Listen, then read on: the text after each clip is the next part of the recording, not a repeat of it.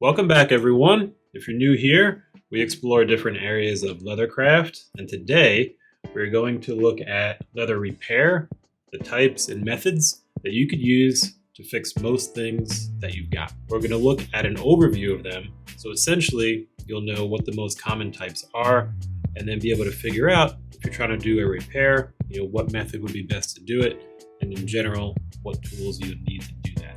So let's dive right in.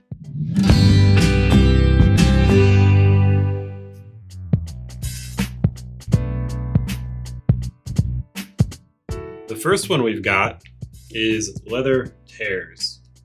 And generally this is covering rips and tears in leather material. And when that happens, as we can see, actual fibers of the leather are torn apart. And that generally is going to require a couple different tools to fix. One would be a pair of scissors, and a sharp pair that can get in there is essentially what we'll do in that kind of repair. And we're not going to go into actually repairing each one in this video. This will be an overview to help you determine which method may be best for the type of repair that you're doing. And then we can dive deeper in another video into each type of repair. And so for this, what we're going to want to remove these excess fibers that have been torn. And then we could do a couple things. One is we could use a needle and we could stitch the leather together with that. Another option is that we could use something like a leather tape.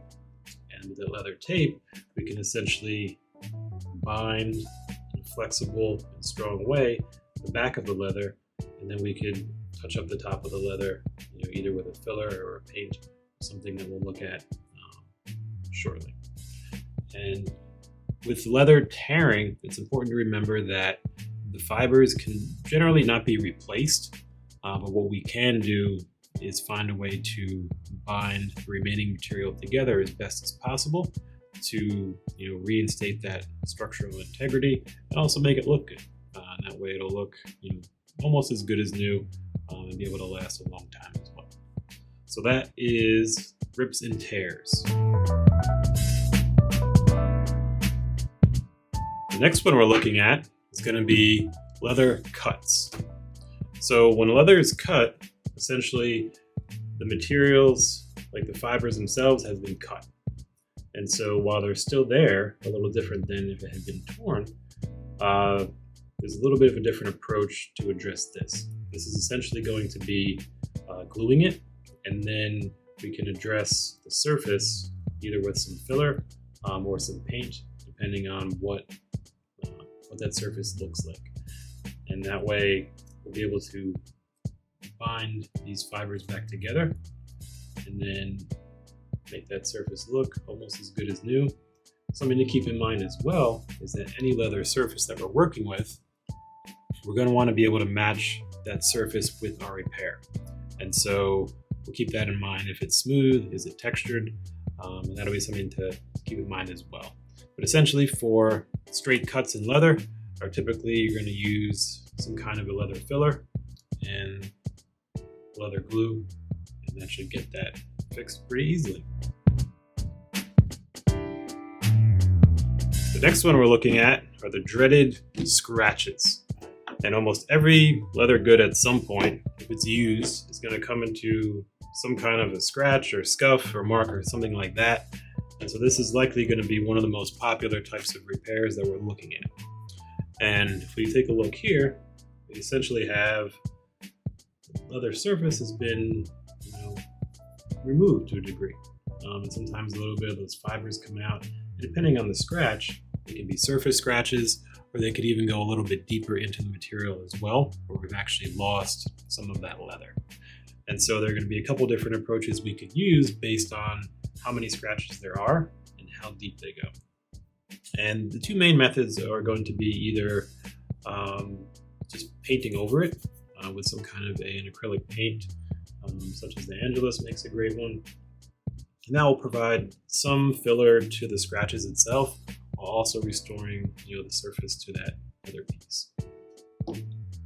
Another option we can use is essentially a repair compound. And this is a basic leather filler, which will essentially replace the fibers that were lost. Like, it won't reconnect them structurally, but it'll fill in those spaces where that fiber was removed during the scratch.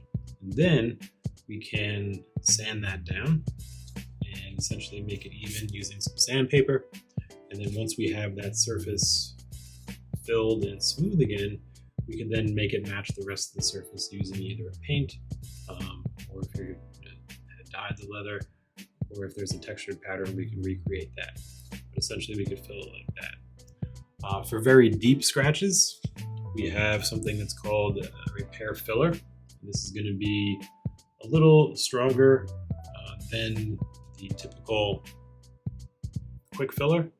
And this is intended for kind of deeper cuts and deeper scratches, so that it provides a more stable surface when we paint it, finish it on top. And then when we're doing that, we'll typically use sandpaper as well, because as we put the filler in, we want it to be even with the surface.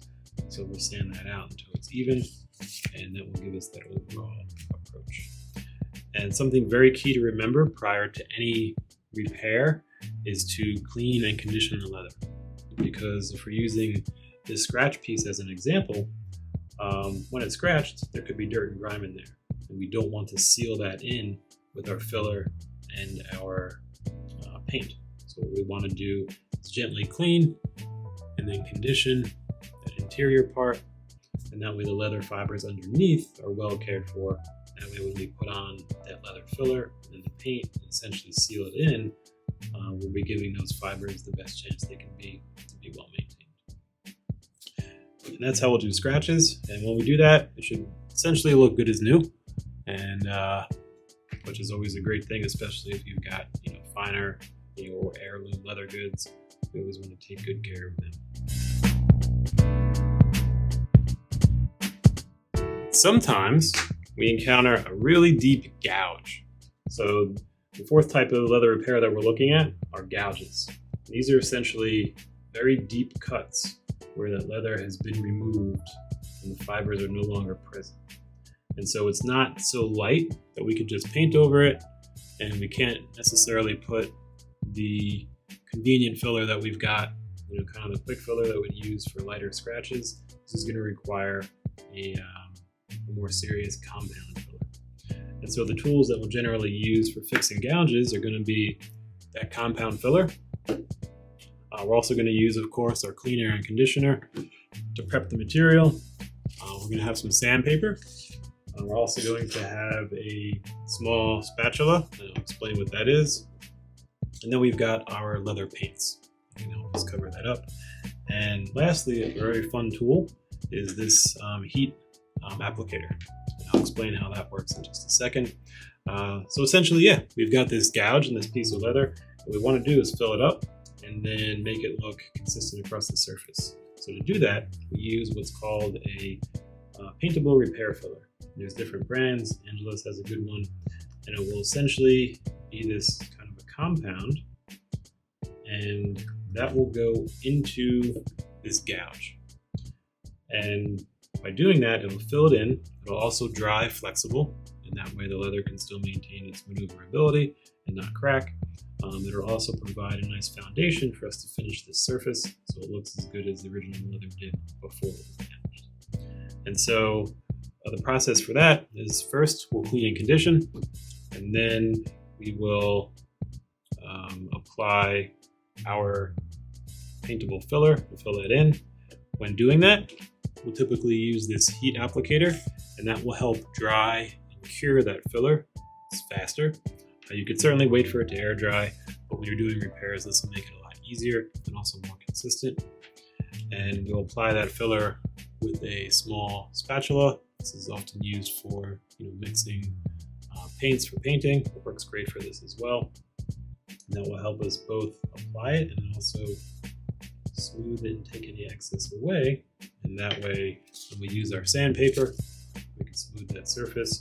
Once that surface is smooth and we have our gouges filled, then we can apply a paint or whatever we need to make the surface texture of that repair match the rest of the surface and essentially make it look like new. The next one we're looking at is the fifth type of common leather repair, and that is worn leather. And for that, we're essentially going to use a couple things similar to some of our other repairs. And we've got our light filler for this one. And if we need, we got some paints and brushes, and we have our cleaner, and we have our conditioner. And so when we take a look at worn leather, as in this example, we can see the material over here is actually worn off. This is usually from rubbing or abrasions. And so the trick there is that it's gone. I mean, we can't really match it precisely with fibers because those fibers no longer exist. So what we want to do in this case, since it isn't a very deep cut or a very deep scratch, we almost want to just focus on the aesthetics here because there isn't anything we have to really replace per se. And so for that, we will first clean and then condition the leather, and that way whatever we're doing on top of it will have a base underneath it of a properly maintained leather. And then something we could do is find a color matched filler, or kind of a repair compound. And if it's an exact match, it's possible that we can just rub it over gently, and then it'll kind of almost act as a paint. You could even use a color matched acrylic paint in this case as well. And that way you get an even tone and texture. For some leathers it's tricky because you can see that here is more of a natural finish and you've got variations. And so there's discretion in terms of if you want to repair something like this, and if so, if you want to use something to paint over it or not. Because even as that leather wears in the future, it will wear differently if there's paint or filler on it than if there is nothing and the natural fibers remain. So some people like just the way things naturally wear, and that's part of the aesthetic. And others, if they wanted everything very consistent, they can apply a repair like this on it. Brushes can be used as well. Again, I mentioned paints. That's essentially, if you're trying to repair just worn leather, these are the typical tools that we would use to do that. Again, it's up to preference, but generally would either put a light filler or a paint on top to match the color of the leather around it.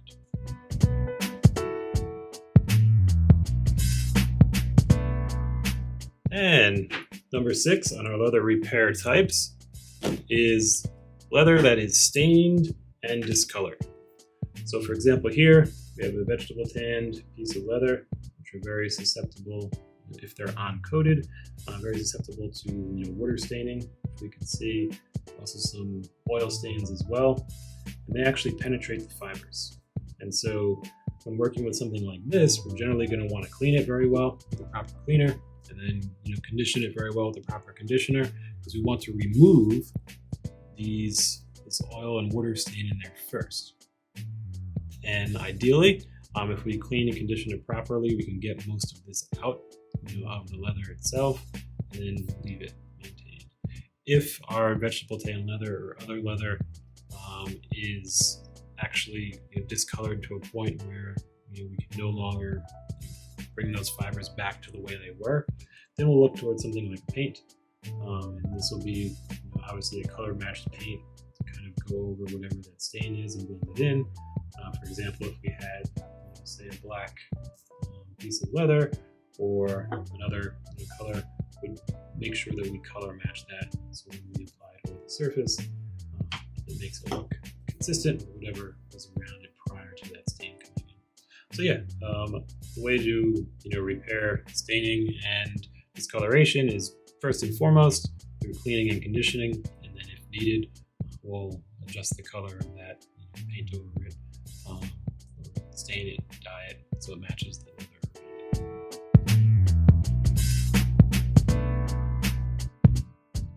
And our 7th and last most popular leather repair is for dry and cracked leather.